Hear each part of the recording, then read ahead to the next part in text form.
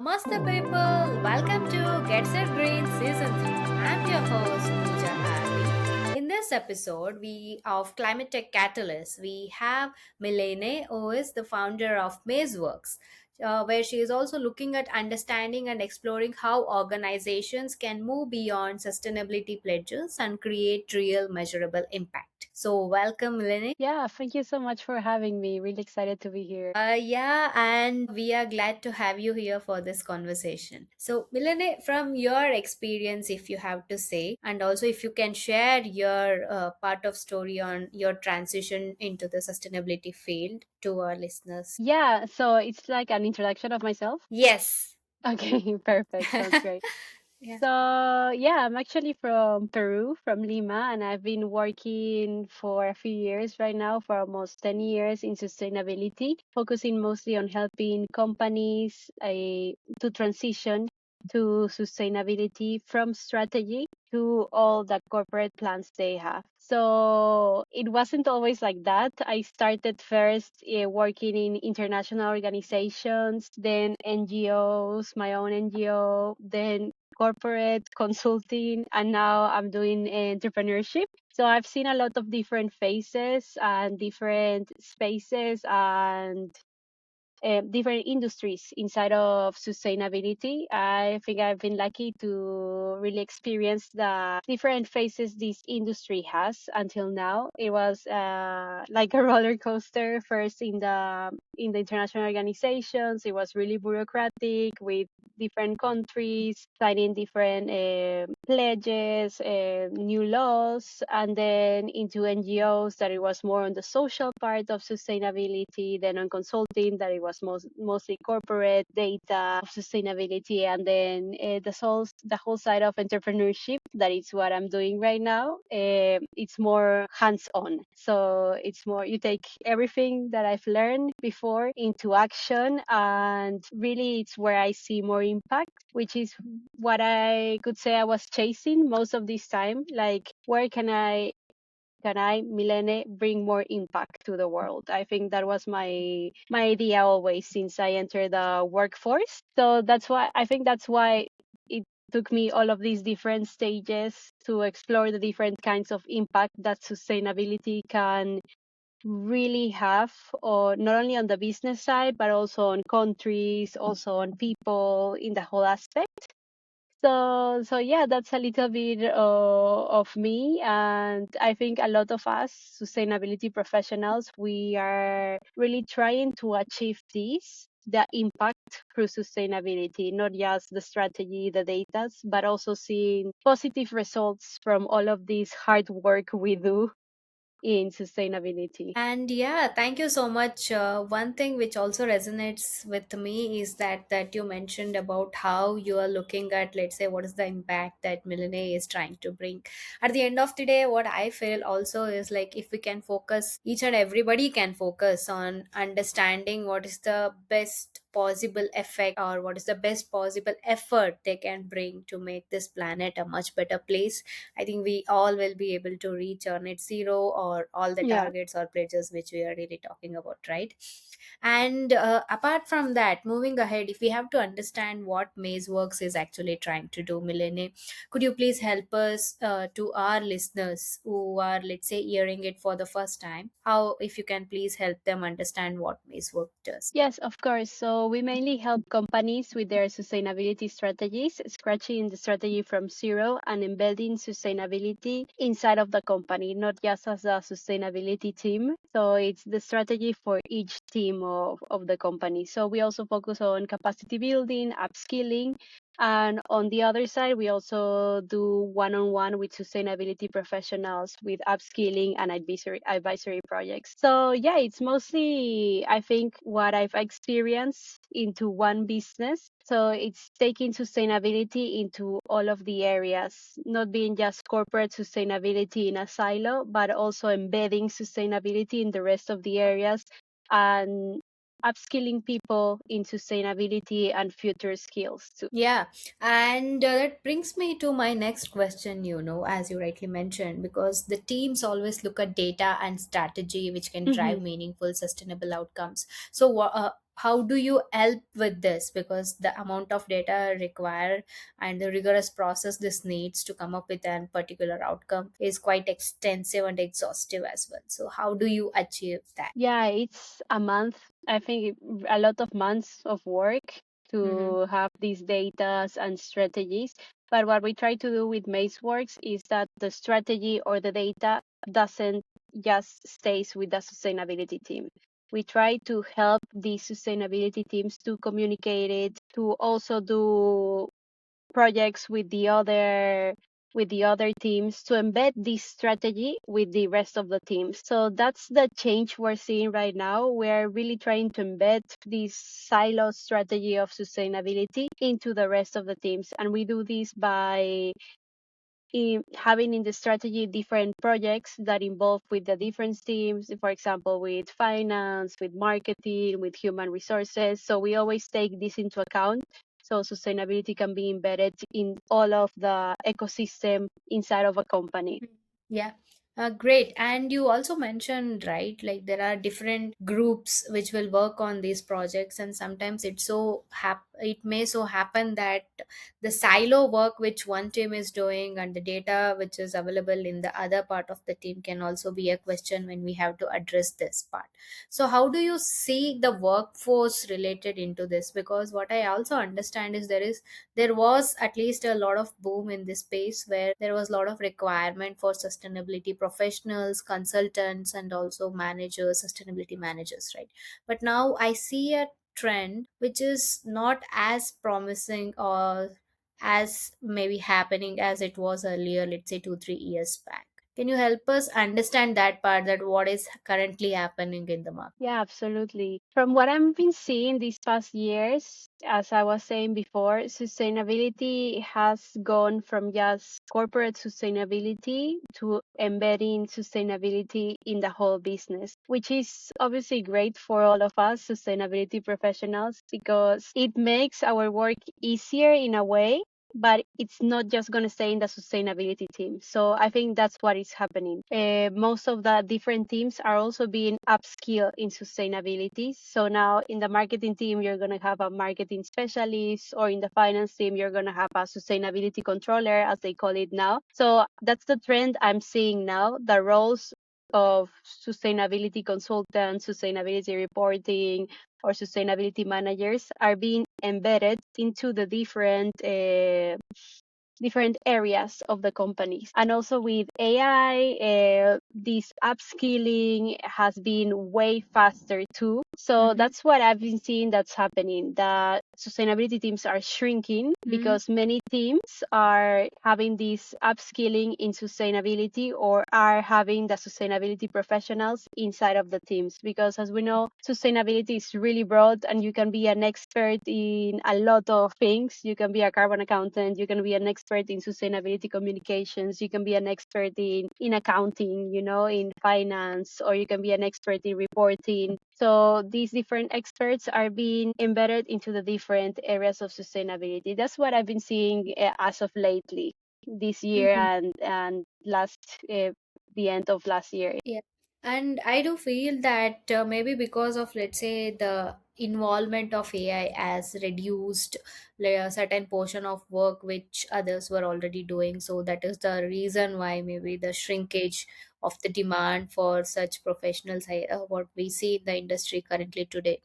And Milene, I was quite interested to learn from you, because since you have experience from diverse backgrounds and different companies which you have worked all together, right? If you could share us insights where which you learned in the process of helping the organizations to navigate ESG and sustainability challenges. Could you share that with us? Yeah. Yeah. I can start with the United Nations. Well, all of the organizations are quite different and they Mm-hmm. manage sustainability in really different ways and for different Correct. purposes also. So, yeah, you can see sustainability emerging or the impact of sustainability in different ways in all the different companies and organizations in sustainability. I think that's one thing that all of us sustainability professionals should have really clear, that the impact that sustainability is going to make in an international organization is different to an NGO, is different to a company, is different to a consultancy, and it's different to a startup. So yeah, I can start. Which one do you want me to talk about? You can just share, maybe like choose top prayer like learnings or insights from these projects, and could you please share those with us? Yeah. Yeah, of course. So what I learned when I was in the United Nations was about how long it takes to really get things done and how difficult it is to get things done and how Uh-huh. many people have to get involved to Mm. approve something. And I was really young when I started working there. So I had this world really idealized, especially the international organizations world. I think every young person I feels think like he I do can, have it in me still, like about, yeah. United Nations Yeah, that you or can UNEP. really, yeah, that you can save the world from inside. And yeah, they're great institutions, but it takes a lot of time and you really have to push it. If you really believe in your idea, if you really believe in your resolution, you really have to network and lobby and network and lobby and lobby a lot. So I learned a lot about communications and Okay. also more of all of like selling your project, selling your resolutions, your law project. How these skills are so important for sustainability because before this I was like, yeah, it's sustainability, everyone's gonna say yes, everyone's gonna sign, but it really doesn't work like that. So Yeah. selling skills, communication skills are a huge skill that every sustainability professional should learn or should really focus on a lot, because not only in the United Nations but also in consultancy you have to know how to communicate, know how to speak to different kinds of different areas, different kinds of people, different kinds of professionals. So it's really important that being a good communicator, it's highly important for sustainability professionals. The same if you're working in-house as a sustainability manager. I would say it's even more difficult because sometimes you're only a team of one, you know? And as a team of one, you have to really convince for the business case to the rest of the teams, to the finance team, to the board also. So yeah, that's the thing that I learned the most from all of these different The sustainability communications aspect industries. of it, how you talk sustainability to your Yeah. internal as well as external stakeholders, right? Yes, Yeah. 100%. How you build the business case for sustainability.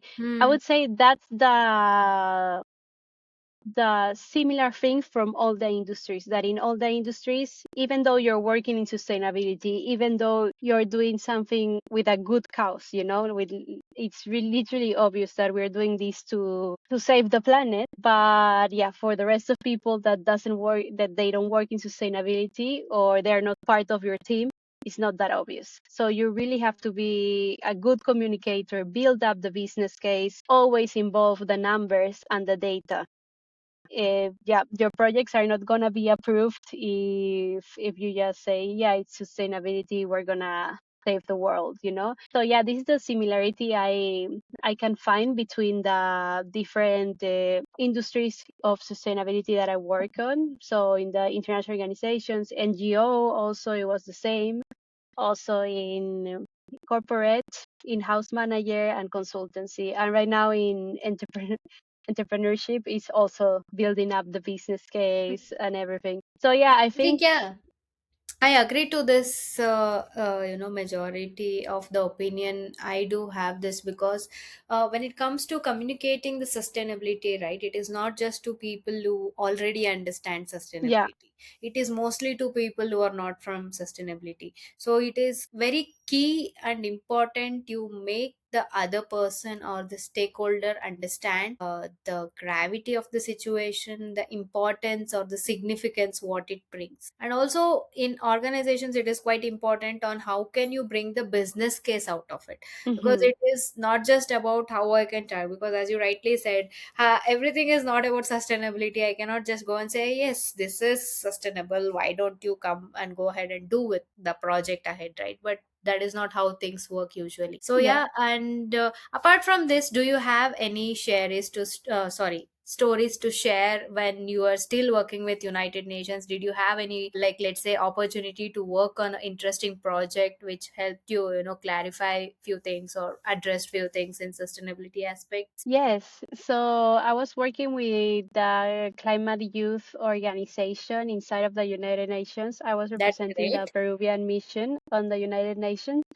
and we did this project with the SDGs Mm. to bring education about the SDGs to the rest of the public schools in at least in the Americas. And yeah, this project took us a lot of months, a lot of work, and it was a lot of pitches we had to do to different countries, to different UN organizations, and we had to also to different stakeholders. So yeah, it was a great experience that we had there. It was a lot of drafting also on how to communicate, how to educate people on the SDGs in these public schools, which materials were we gonna give these public schools for them to be able to teach these SDGs. So yeah, this was a great project overall because we work with different people from different countries, but we were all aligned for one goal. There was the education for the SDGs, because I always think education is the base of everything, and without education, sustainability cannot succeed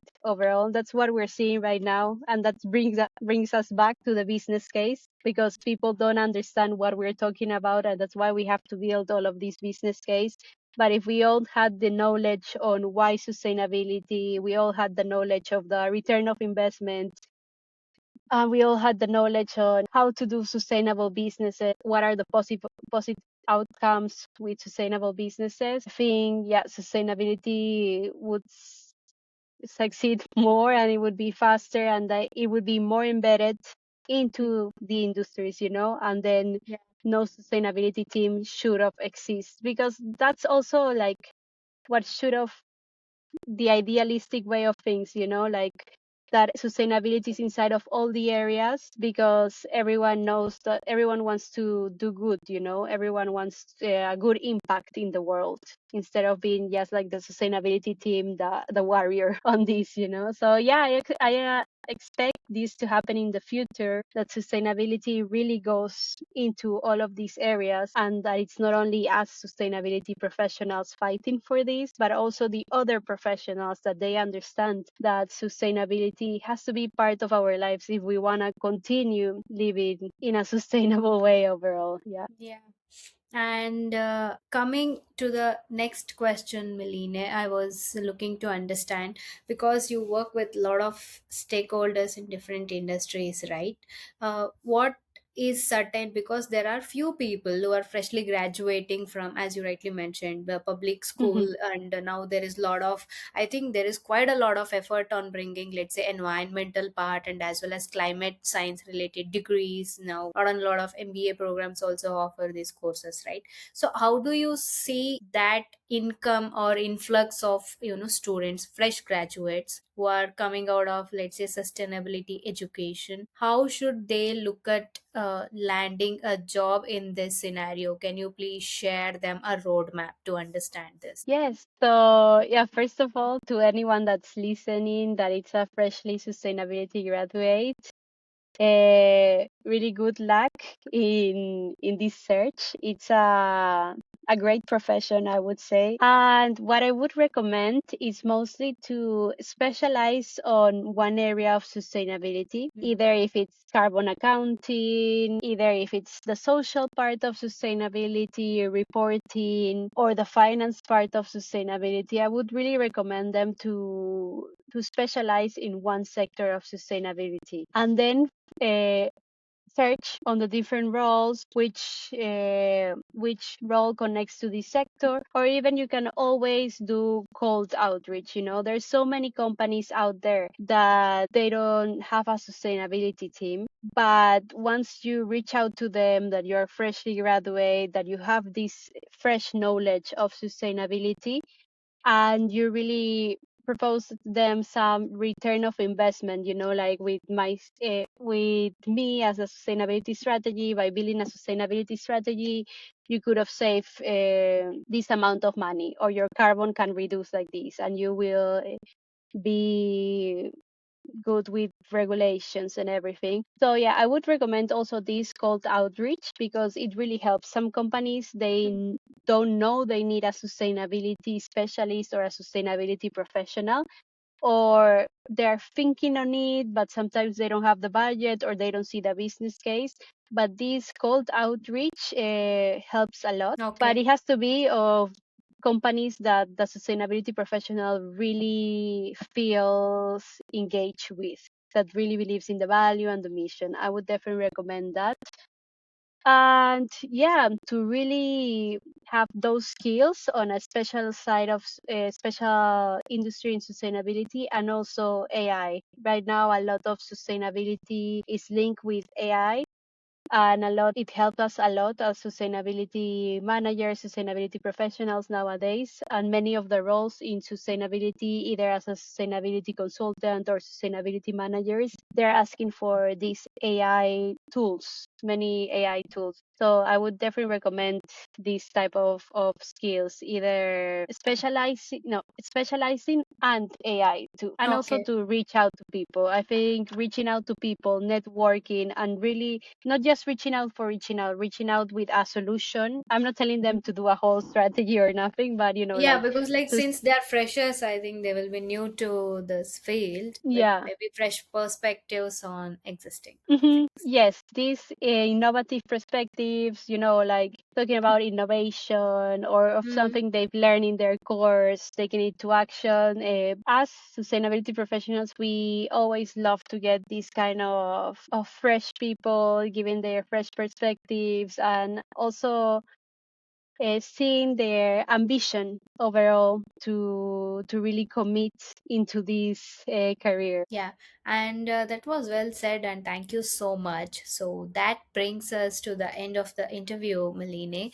And I have a small questionnaire round which is called rapid fire, where we will have three questions for which you will have to give just one word. Are we ready for that? Okay.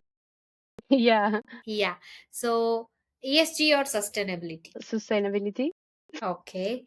And one word that defines the future of business as per you. I would say together. Okay, together. Okay. Collaboration, yeah, together collaboration. Collaboration better, yeah.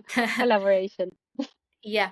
So if every company could fix one thing tomorrow, what should it be? Uh, there's so many things. Maybe like Um, you can have like top prior most important one, maybe. yeah, I would say fossil fuels, 100%. Then Mhm.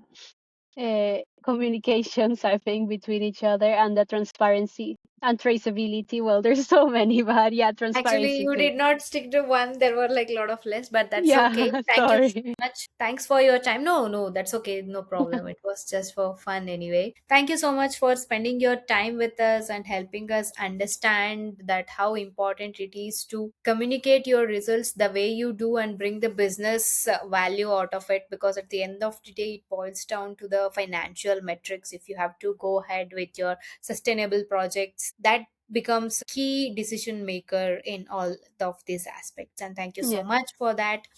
And you are listening to Get Set Do It. I'm your host,